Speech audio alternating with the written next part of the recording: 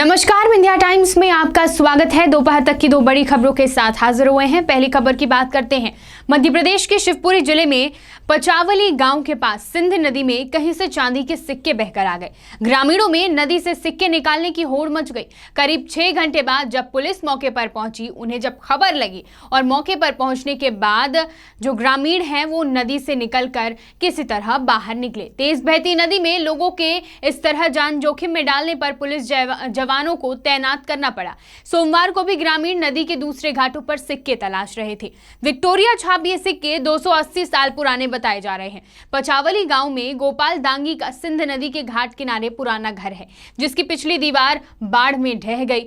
गांव के 4 से 5 युवक जब सुबह करीब 6 बजे घर का सामान उठाने के लिए नदी में उतर गए। नदी में युवकों को चांदी के सिक्के मिले। खबर पूरे गांव में आग की तरह फैल गई। लोग सिक्के लूटने के लिए नदी में गोते लगाने लगे। ग्रामीणों को जो सिक्के मिले हैं उनके फोटो सामने आए। चांदी के ये सिक्के 18वीं सदी के हैं। ईस्ट इंडिया कंपनी के सिक्कों पर सन 1840 दर्ज है। रानी विक्टोरिया छाप वाले सिक्कों पर 1862 दर्ज है। ग्रामीणों के अनुसार हरदल केवट के हाथ काले रंग का एक मटका लगा। संभवतः सिक्कों से भरा यह मटका बाढ़ में डूबे किसी घर या नदी किनारे की मिट्टी ढहने से बहकर आ गया होगा।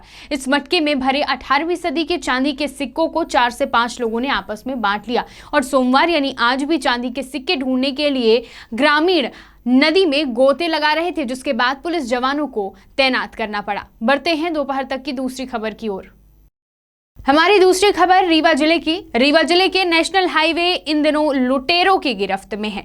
आलम यह है कि 7 दिनों के भीतर 7 जगहों पर महिलाएं लूट का शिकार हो चुकी हैं।